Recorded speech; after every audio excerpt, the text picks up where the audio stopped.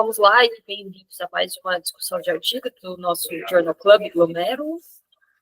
Hoje eu vou apresentar esse artigo, né, que acabou de sair, né, que fala sobre o uso do iptacopan em pacientes com nefropatia da IgA. Então, falando uma breve introdução, né, a gente sabe que a IgA é a glomerulopatia mais prevalente ao redor do mundo, tem uma incidência variável entre as regiões do mundo, mas a gente sabe que essa incidência acaba sendo maior na Ásia. É uma doença que pode causar, né, a perda progressiva da função renal, particularmente naqueles doentes que apresentam uma proteinúria mais significativa. Ultimamente, a gente tem tido vários estudos aí apontando, né, de forma mais importante a participação do sistema complemento na patogenia da doença, né? Sobretudo o envolvimento da via alternativa do complemento. Até então, né, o tratamento da doença ficava restrito aí ao antiproteinúrico, né, ECA, e ao corticoide na tentativa aí de reduzir a inflamação glomerular da doença, né. Ele comenta, né, que houve aí a aprovação recente da budesonide oral, o Defecon, pelo FDA, que atua aí reduzindo na produção da IgA patogênica no intestino. Então, diante desse cenário, né, o iptacopan é uma droga via oral, que é um inibidor potente do sistema complemento. Ele liga-se ao fator B e inibe a via alternativa do complemento. Essa inibição do fator B, ela vai inibir a atividade da C3-convertase, prevenindo, então, a geração da C5-convertase e a formação das anafilatoxinas C3A e C5A, que, em última análise, vão estar relacionadas à formação do complexo de ataque ametrânico. Só para a gente relembrar essa figura, né, aqui a gente tem a união das três vias, né, mas a gente vê aqui a participação do fator B aqui em participar da geração da C3-convertase, que vai clivar, né, à frente a C3, e aí, no final da cascata, dar origem, né, ajudar a dar origem às porções que vão formar o complexo de ataque à membrana. Tudo bem, pessoal? Sim. Tudo certo. Bom, então, esse estudo é um estudo de fase 3, um estudo multicêntrico, randomizado, duplo cego, com um grupo placebo controlado, paralelo, para avaliar os efeitos do iptacopan na proteinúria e na função renal dos pacientes portadores de nefropatia da IgA. Importante ressaltar que são resultados preliminares. O estudo foi patrocinado e desenhado pela Novartis, que é a empresa da medicação. Os pacientes selecionados, eles eram inicialmente submetidos a um período de 3 meses de otimização terapêutica, e depois eles eram randomizados aí, 1 para 1, para receber ou placebo ou iptacopan via oral, na dose de 200 miligramas de 12 em 12 horas. A randomização era de acordo com a região geográfica, a proteinúria basal e a taxa de filtração glomerular estimada. Aqui ele mostra para a gente, né, no material suplementar, como é que foi o desenho do estudo, né? Então, eles faziam o screening dos pacientes para que eram elegíveis para o estudo, ou faziam uma otimização terapêutica por 3 meses, 90 dias, e depois eles eram selecionados ou para o grupo placebo ou para o grupo iptacopan, né? E ele selecionou populações de diferentes regiões aí do globo, como vocês podem ver, né? Então, tem um pouco de paciente de cada lugar. Quem eram os pacientes elegíveis, então? Eram os pacientes que tinham diagnóstico de IgA confirmado por biópsia dentro de 5 anos, ou dentro de 2 anos, se a biópsia mostrasse menos do que 50% de fibrose tubulointersticial, para pacientes que tivessem uma taxa de filtração glomerular entre 30 e 45 ml por minuto, e que tivessem uma proteinúria de 24 horas de pelo menos 1 grama, já com um tratamento prévio otimizado. É importante ressaltar que ele, antes de iniciar o estudo, né, do paciente iniciar a medicação, né, eles foram vacinados contra Neisseria meningitis, Streptococcus pneumoniae e contra a hemófilos de influenza do tipo B, conforme a disponibilidade local de cada serviço, né. O endpoint primário era a mudança na proteinúria em 9 meses. Então, só para a gente ver aqui, foram no total 1.188 pacientes que foram aí, acessados para avaliar se eles eram elegíveis. Acabaram que 471 foram, de fato, elegíveis. E, no final, ele chegou aí a 125 no grupo iptacopan e 125 no grupo placebo. Houve descontinuidade em ambos os grupos, e ele chegou a 101 no grupo iptacopan e 125 no grupo placebo. Então, aqui já começando a partir dos resultados, então, separando aí entre os dois grupos as principais características demográficas de cada um. Então, vejam que eram pacientes que tinham mais ou menos uma média de idade bem semelhante, em torno de 40 anos, uma distribuição entre sexo feminino e masculino, de acordo com essa tabela, que ele mostra aqui na tabela, né? Tinha uma porcentagem de pacientes um pouco maior da Ásia, comparado com as outras regiões, tá? Tempo de biópsia aí, né, que ele mostra para a gente entre os dois grupos, a diferença, né, do score MEST, na classificação entre cada grupo, o grupo iptacopan e o grupo placebo. As características da pressão sistólica, o uso de inibidor de SGLT2, hematúria, as vacinações, né, que a gente colocou, e a presença de diabetes.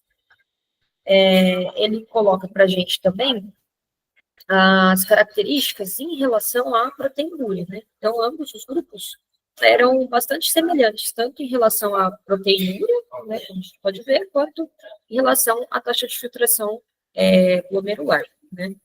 E a gente pode ver aqui que também a maioria, né, dos doentes em ambos os grupos tinha uma taxa de filtração aí entre 30 e 45.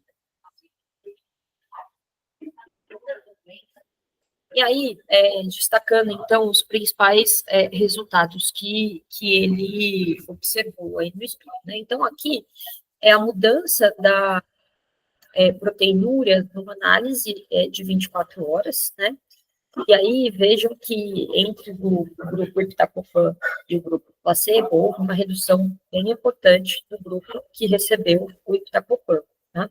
Ele fez a mesma análise, agora, para além da proteinúria de 24 horas, mas para a proteinúria da amostra isolada.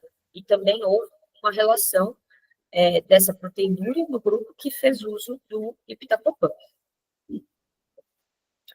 Aqui, ele fez uma subanálise de grupos, e mesmo na subanálise, né, quando a gente olha aqui, né, foi favorável ao iptacopan, na maioria, né, dos subgrupos analisados, né. Então, aqui ele dividiu os subgrupos, né, por região geográfica, pela taxa de proteinúria, pelo uso ou não de inibidor de SGLT2, pela taxa de filtração glomerular, maior ou igual a 45 ou de 30 a 45, hematúria, e de acordo com o MEST score. Então, se a gente olhar, né, a grande maioria dos subgrupos, tirando um ou outro, favoreceu o uso do iptacopan. Falando um pouco sobre eventos adversos, né, que ele avaliou, né, então, de forma geral, os eventos adversos foram poucos, tá, mais relacionados à infecção, né, a gente vê que em 2,7%, né, dos pacientes que descontinuaram, precisaram descontinuar o iptacopan ou o placebo por algum evento adverso, e não houve nenhuma morte. E evento adverso severo, sério, foi 3,2%, evento adverso severo, e evento adverso sério, 8,1%. Então, de forma geral, foi uma incidência reduzida de eventos adversos. E uma coisa que ele vai comentar também é que isso estava na parte do suplemento, né? O uso do iptacopan ele foi associado à melhora dos biomarcadores do complemento, tá? Como a gente pode olhar aqui, né? Então, ele usou C5P9 na urina, no plasma, e o grupo do iptacopan teve uma redução nesses biomarcadores. Então, né, o que a gente, né, que o artigo aí nos sugere, né? Então, as evidências sugerindo a participação do sistema complemento na inflamação glomerular e no dano tudo intersticial, né, tem sido cada vez mais reportadas em diversos estudos, né? Por isso a importância dessas medicações novas que vão inibir diretamente o sistema complemento, né? Nesse trial, o tratamento com o iptacopan resultou em uma redução da proteinúria de 38,3%, um P estatisticamente significativo no grupo que usou o iptacopan em relação ao grupo placebo. Ele comenta que a redução da proteinúria ela foi rápida e foi vista já a partir da segunda semana e se manteve até o mês 9, que foi até quando ele avaliou. Tá?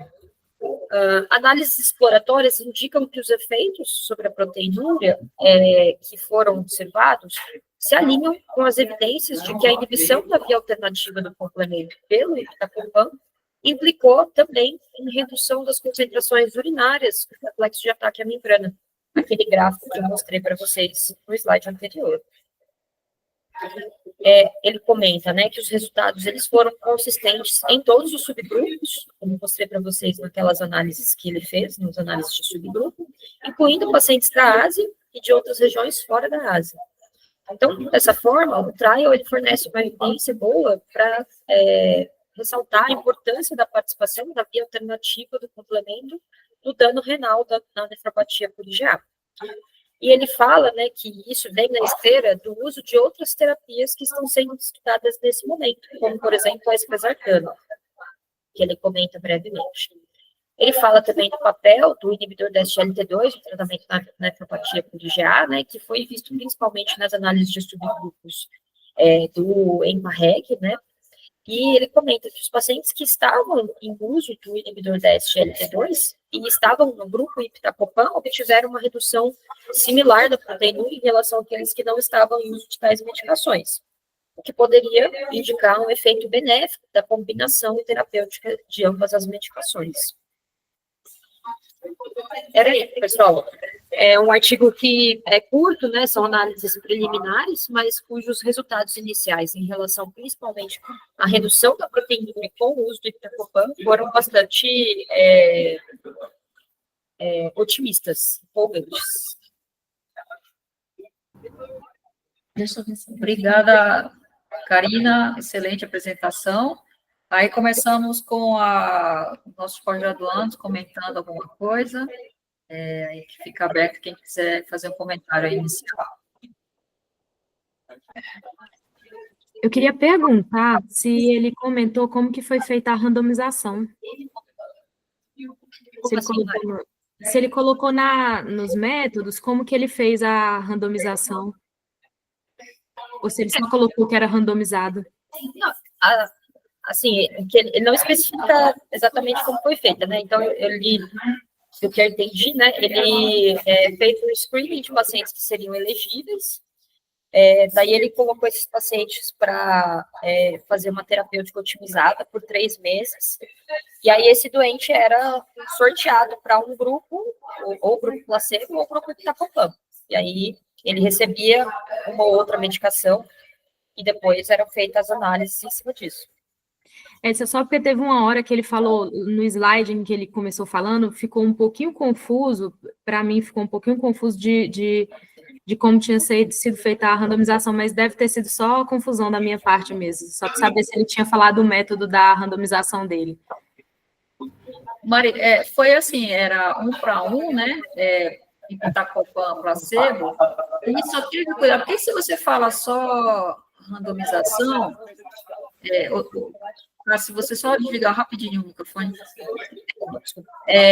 que randomização é sorteio, mas para não ficar um grupo desiguais, ele coloca que ele teve cuidado de meio que fazer subgrupos para ficar igual em termos de taxa de filtração glomerular, proteinúria e a demografia, né, de que região que ele veio, para ficar bem igualzinho, assim, porque se você não faz isso, aí você vai fazendo sorteio, você acaba, um lado fica, por exemplo, mais chineses, outro lado mais doença renal crônica, e atrapalha. Então, ele teve cuidado de separar esses pacientes para eles caírem, para que na hora do grupo essa distribuição esteja homogênea, em termos de taxa de filtração, proteinúria e a distribuição geográfica. Não sei se será...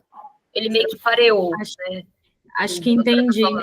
Porque quando ele colocou lá no começo, eu tinha ficado com a impressão de que a randomização não tinha sido legal, mas aí agora eu entendi. Obrigada. Oi, pessoal, parabéns, tá?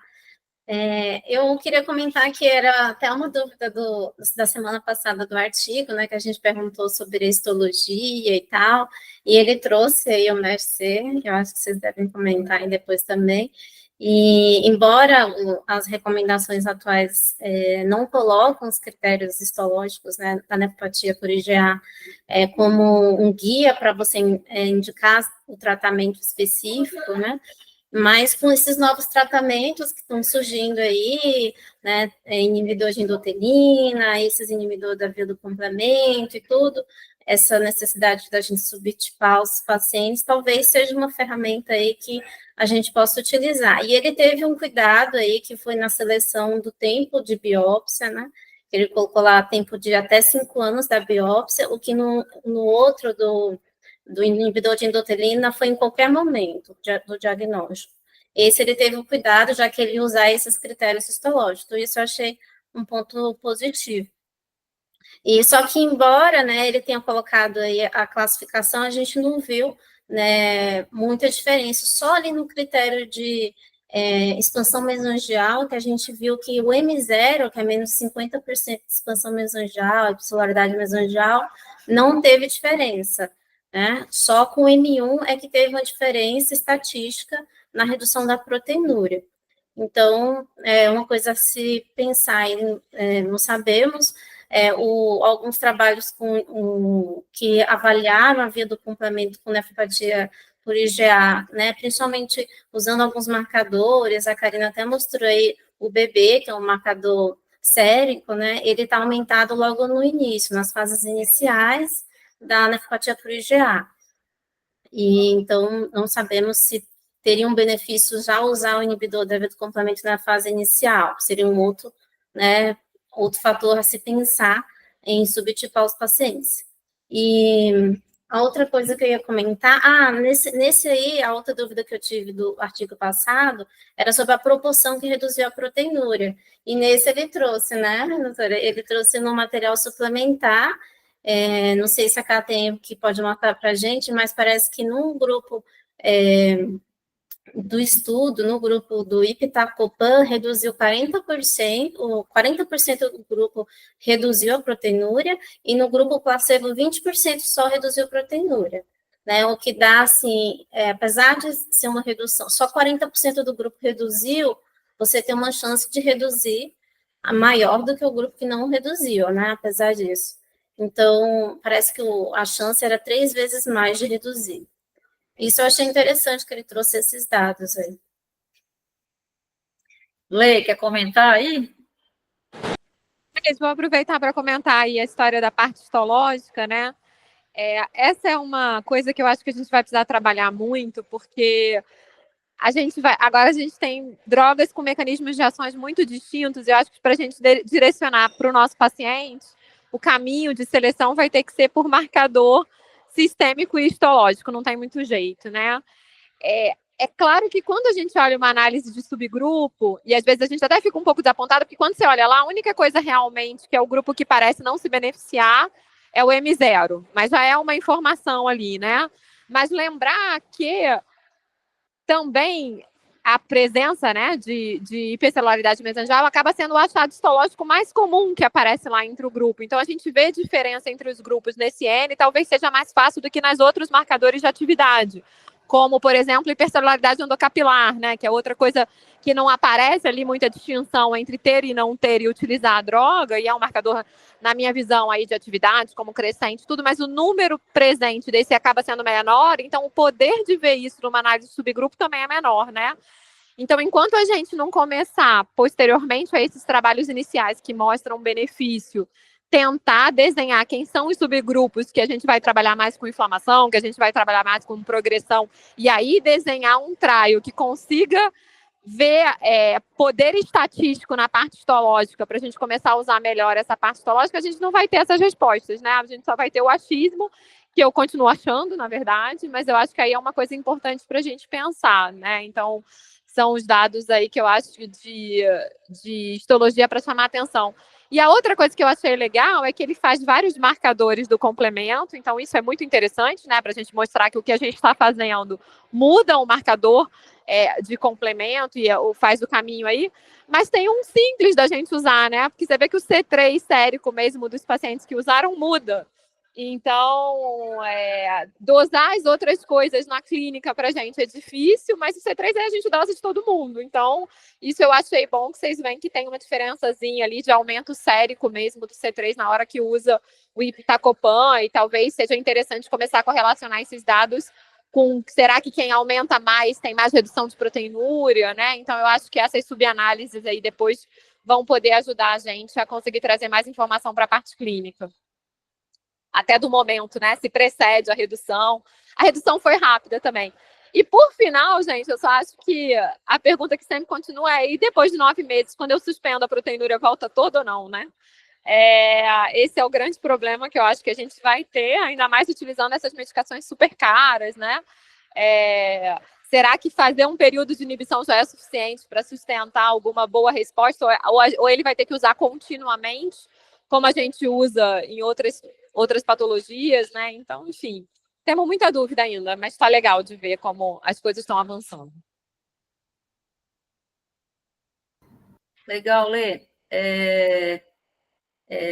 Eu acho que vocês já falaram tudo, né? Eu só complementaria que também estou ansiosa para ver o segmento, né? Depois que parar o remédio, nível de recidiva da proteinúria, quanto que isso vai influenciar em taxa de filtração glomerular. Então, estamos ansiosos, vamos esperar, né?